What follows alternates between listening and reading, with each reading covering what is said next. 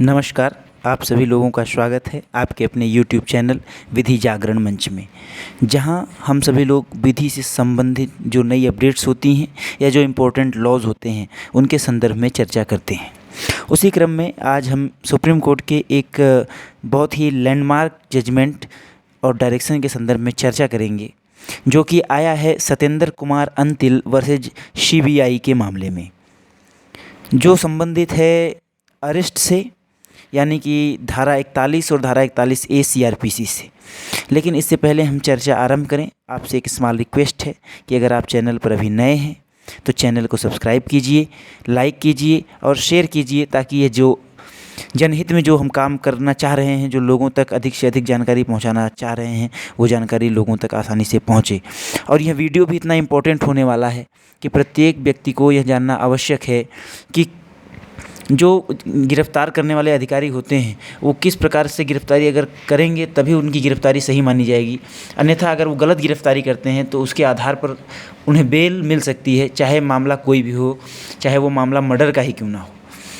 तो आइए हम देखते हैं कि सुप्रीम कोर्ट ने इसमें क्या कहा है, जो कि जस्टिस संजय किशन कौल और जस्टिस MM सुंदरेश की पीठ ने यह निर्णय सुनाया है, जिसमें यह कहा गया है कि if the arrest is made in contradiction with the provisions of section 41 and 41A then the accuse should released on bell.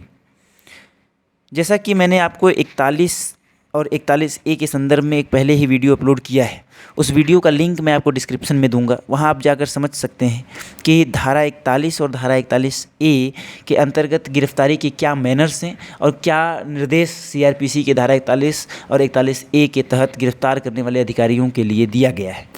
तो वो वीडियो आप देखिए तो ये आपको ज़्यादा क्लियर हो पाएगा। और साथ ही साथ कोर्ट ने कहा कि अगर CRPC की धारा 41 और 41A का उल्लंघन करते हुए गिरफ्तारी हुई है तो आरोपी जमानत का अधिकारी होगा।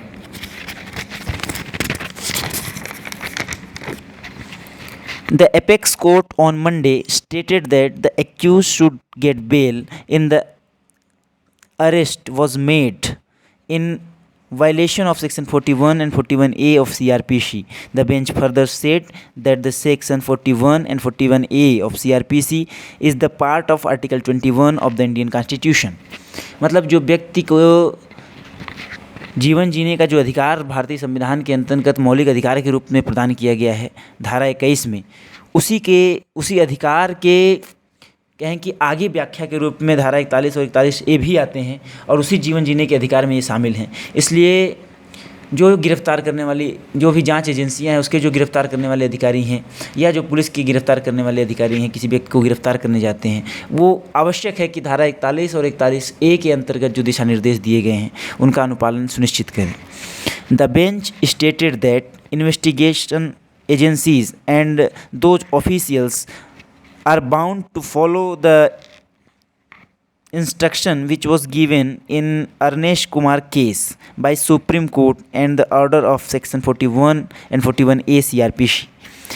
एक Arnesh Kumar versus state of Bihar का मामला था, जिसमें how the arrest is made and what is the procedure of arrest of a accused by police officer और any other officials of investigation agencies.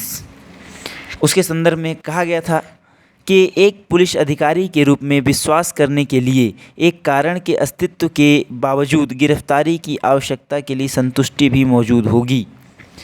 मतलब जिस व्यक्ति को गिरफ़्तार किया जाना है उसको संतुष्ट होना आवश्यक है कि उसकी गिरफ़्तारी क्यों हो रही है, और उसे यह भी सामने रिप्रेजेंट होना चाहिए कि उसे कौन गिरफ़्तार कर रहा है।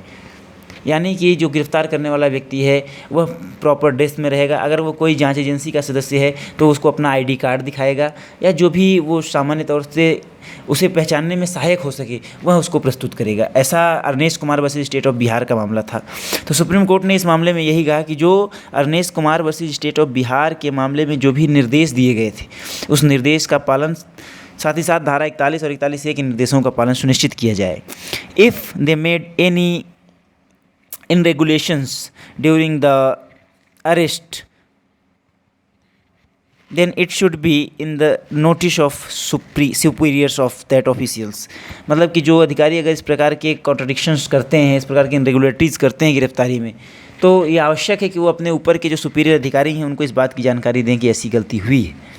The court directed to state and UTs to give complete order for the procedure of section 41 and 41A। अब आइए हम देखते हैं कि कोर्ट ने यह भी कहा कि the court will punish those officers whom will not follow the instructions and procedures of 41 and 41A। मतलब कि अगर वह कोई ऐसा व्यक्ति है तो जिसने गिरफ्तारी के दौरान धारा 41 और 41A के साथ अनुमेश कुमार के नियमों का उल्लंघन किया है तो उसे कोर्ट दंड भी देगा। आइए देखते हैं कि जो न्यू डायरेक्शन क्या दिया गया इस मामले में। इस मामले में कहा गया कि भारत सरकार जमानत अधिनियम की प्रकृति में एक अलग अधिनियम के आरंभ पर विचार कर सकती है ताकि जमानत के अनुदान को व्यवस्थित किया जा सके। मतलब कि जो ग्रांटिंग ऑफ बेल का मैनेजमेंट है उसको सुव्यवस्थित करने के लिए, उसको मैनेज करने के लिए एक अलग अधिनियम जो कि बेल एक्ट के नाम से जाना जा सकता है या उसी प्रकृति का होगा, same nature as the bail laws जो इंडिया में है उसके उसी के अकॉर्डेंस में।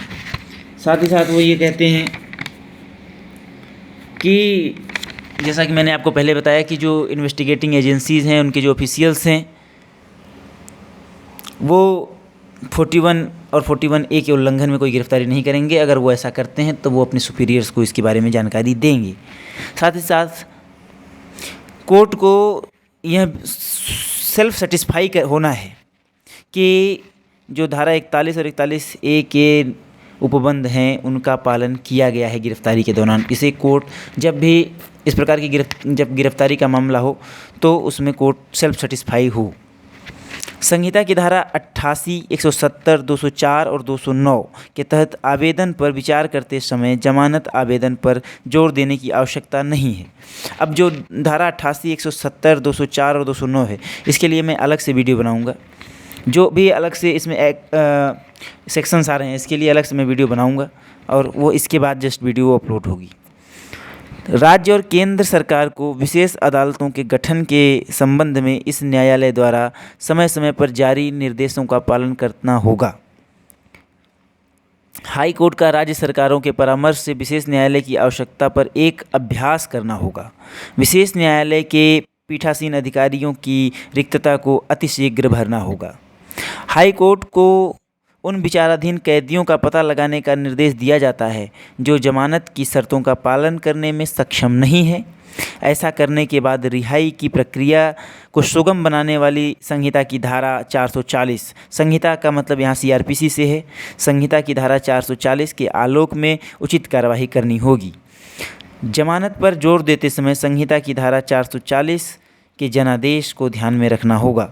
अब धारा 440 और उसके जनादेश के संदर्भ में हम अगली वीडियो में आपको बताएंगे। साथ ही साथ यह कहा गया है कि जमानत आवेदनों का निपटारा 2 सप्ताह के भीतर किया जाना चाहिए, सिवाय इसके लिए प्रावधान अन्यथा अनिवार्य हो, अन्यथा हस्तक्षेप करने वाला आवेदन है। अगर ऐसी स्थिति है तो 3 महीने का समय अधिकतम लिया जाएगा। सभी राज्य सरकारों, केंद्र शासित प्रदेशों को 4 महीने में रिपोर्ट, जो स्थिति रिपोर्ट है, इस जो डायरेक्शन है इसको लागू करने के लिए या जो भी निर्देश इसमें दिए गए हैं उसके संदर्भ में क्या आगे फर्दर कार्रवाई हुई है उसकी जो स्थिति रिपोर्ट है उस स्थिति रिपोर्ट को 4 महीने के अंदर कोर्ट में दाखिल करने के निर्देश दिए गए हैं। और साथ ही साथ जो भीम सिंह का एक मामला भीम सिंह का था, भीम सिंह सुप्रा, उस मामले में भी जो निर्देश दिए गए थे उस निर्देश का पालन करने का भी सुप्रीम कोर्ट का निर्देश है कि वो भी पालन किया जाए, जो भी भीम सिंह के मामले में निर्देश था। तो यह था मामला। तो आप ये जान लीजिए कि अगर धारा 41 और 41A के कॉन्ट्रडिक्शन में कोई भी गिरफ्तारी करते हैं तो ऐसी आधार पर कि आपको वो धारा 41 और 41A के प्रावधानों के अगेंस्ट की आपकी गिरफ्तारी की गई है, इसके आधार पर ही आप जमानत के हकदार होंगे, चाहे आप किसी भी अपराध में आरोपी क्यों ना हों। तो ये थी जानकारी। आशा है कि इस जानकारी से आपको लाभ होगा और आप इसे ज़्यादा से ज़्यादा शेयर करेंगे और चैनल को सब्सक्राइब करेंगे और लोगों से करवाएंगे। धन्यवाद।